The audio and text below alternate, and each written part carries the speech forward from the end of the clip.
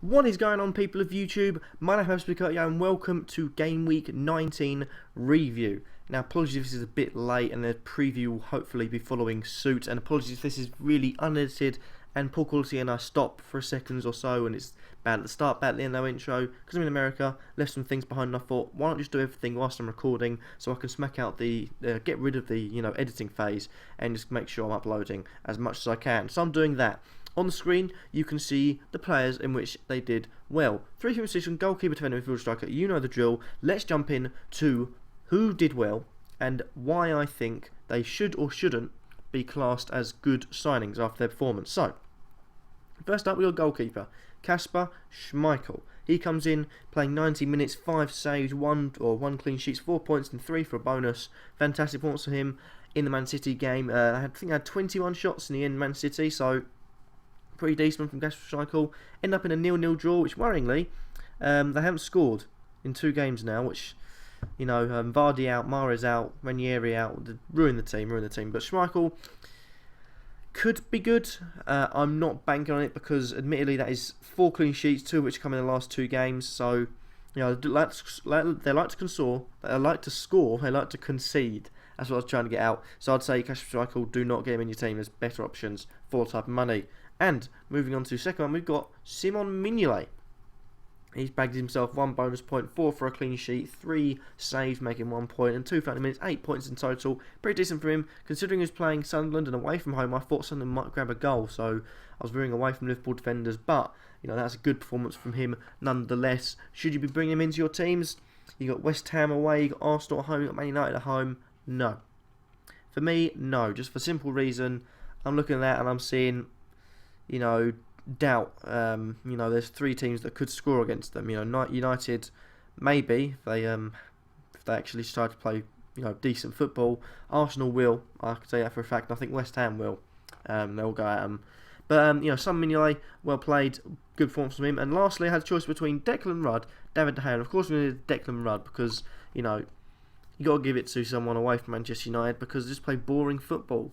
Chelsea, you can't really say United, played well for the clean sheet. It's just bored the game again, and it's just boring to watch. But Declan Rudd comes in, same stats as Hennessy, as Mignolet, and he grabs himself up a clean sheet against Aston Villa, which they got 2-0 win, which was huge for them because it means now they leapfrog over a few people. They're now up the table a bit, leaves Newcastle back in the relegation zone fighting for their lives. Sunderland adrift and Aston Villa even more adrift on 8 points, although slowly making improvements. That wasn't a good performance against Norwich though. But I'd consider Rudd because he's playing first team football now. Ruddy's been dropped. He might play for the rest of the season. 1 clean sheet, which is this one. Next 3 games, looking at Southampton away at Stoke, and away against Bournemouth. The 3 games, in reality, they could get another 3 clean sheets, and 3.9 million is really cheap for a goalkeeper. So get him in your team if you need a backup goalie and you're happy with just playing the 1 goalie pretty much every single game. On to the defence now. One defender on the preview that I really was tempted to put in was Gabriel because I thought, I'm not sure who they'd drop out of Koscielny and Mertesacker, and I thought Gabriel was bound to play, but I got cold feet about it because I thought he was going to get an easy clean sheet. I thought Gabriel would be the obvious choice, and then he got a goal and 14 points, and I didn't put him in the team, so that's not good. But good performance from him. Would I bring him into your team? No. For 4.3 million? No. You're looking at first team starts. There's not many there. And it's only when Koscielny and Mertesacker have been unfit, and the fact that Arsenal might be in search for another centre-back this window, which I highly doubt with Arsene Wenger at the helm, I don't see him coming into the team at all, really. Moving on to Cesar Azpilicueta, who picked himself up 3 bonus points, 4 for a clean sheet, 2 for 90 minutes. Fantastic performance from him. Kept out Manchester United, did okay. Chelsea kept a clean sheet. Hitting is settling, I suppose, is the word. But 3 games, you got 2 draws and a win. Well, technically 2 draws because he wasn't in charge for the Sunderland one, I don't think. But good performance from him nonetheless. And lastly, Ashley Williams. Now, I did do a team review in which say get Ashley Williams out because I don't think his clean sheets will continue. This was after he got his 3rd clean sheet, by the way, because Manchester United away, Sunderland at home, Watford at home. Still without a manager, I believe. I'm not sure if I haven't seen anything on it. So correct me if I'm wrong, but I think they're still without a manager. So Ashley Williams, I'd just get out of your team because there's better options. 4.8 million, around that sort of thing, a little bit more or a little bit less. So get him out of your teams. For those three defenders though, Azpilicueta, I'd get none of them in. The one I'd consider the most is probably Azpilicueta, then Williams, but Gabriel doesn't play first team football. Let's just get that out of the way. He does not play first team football. Do not get him in your teams. And for some reason, 0.6% of people. Mad. Moving on to midfielders now. We've got Mesut Ozil, of course he's there. He was my captain this week. Best captaincy pick, joint with Gabriel. Here's a 3 for a bonus, 1 for a clean sheet, 3 for an assist, 5 for a goal, and 2 for 90 minutes. He had another barnstorming game to, sort of get things away from the Southampton demoralising defeat they received. 2 points just for that game. Not very good for Ozil. But gave himself another assist, another goal, taking his overall tally for the season. 3 goals, 16 assists. Back to a goal or assist a game. Mental. Ozil, get him in your teams. I can't stress enough, get him in your teams. Get him in your teams. Because he is just not going to stop rising in price. And he's not going to stop playing well. He's shown this now. He's had a few blips. He's had a few blips, but he's continued to perform fantastically. So get him in your teams whilst you can. Moving on though to the second midfielder, which again I'm glad to see coming good, is Mikel Antonio, ex-Sheffield Wednesday player. I'm super glad to see him performing well. For the simple reason, I know he's a quality player. At Wednesday, he was quality. At Forest, I believe he moved to, he was quality. He hasn't really had much of a chance at West Ham. Injuries have given him a chance in the team. Last 2 games, 1 goal, 2 assists. I don't think, though, he'll keep his... If everyone's fit, if everyone came fit for the next game, I don't think he'll keep his place. But, good to see him performing. I think he'll stay on the bench now. He'll always be an option. And if someone else is not performing, he'll come in there and hopefully he can grab it with 2 hands like he has done this time. Definitely worth bringing in for the time being. With the injuries that West Ham got, 5.2 million for Mikel Antonio. It's quite a bargain. And lastly is Xherdan Shaqiri.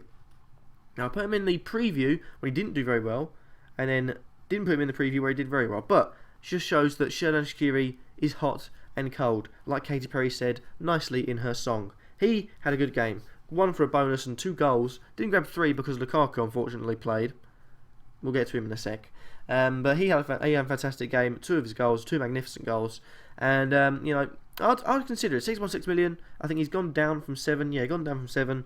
But it just shows 11, then 1, then 3, then 13. Just shows the life of Xherdan Shaqiri. But seems to be adapting quite well now, at least. So definitely worth considering for your teams. Lastly, we've got the attackers. Only 5 of them because defending for some reason was OP this week. But we've got Lukaku. Let's start things off. Lukaku grabbed 2 goals, 3 for a bonus, 2 for 90 minutes.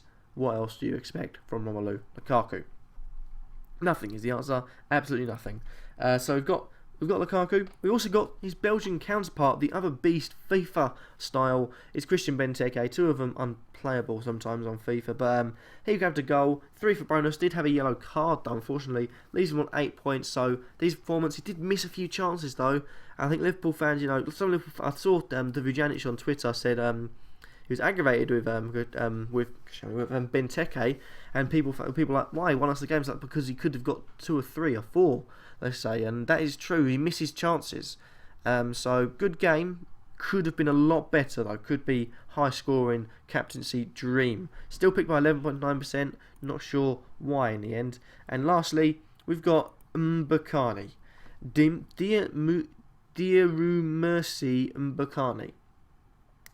He grabbed a goal, 2 for a bonus against Aston Villa. Now the reason I put him in there is because he was fighting off competition for Heung-min Son, and he came off the bench, so I'm all for the starter. 1 less bonus point, but got 2 for playing over 60 minutes. And well played to him because he basically killed off the game against Aston Villa and got on the 3 points, a huge 3 points in possibly a big 6 points up for them. But thank you guys for watching. Nonetheless, if you liked this video, then leave a like. Let me know in the comments down below, and subscribe if you feel like I'm worthy. Hopefully you do like this episode, and if you do want me to review your team like I've been doing the last couple of days, then tweet me at Kurtyoy and then put your picture of, like I've got now, the transfer screen, so I can do a review on your team. And thank you guys for watching, and peace.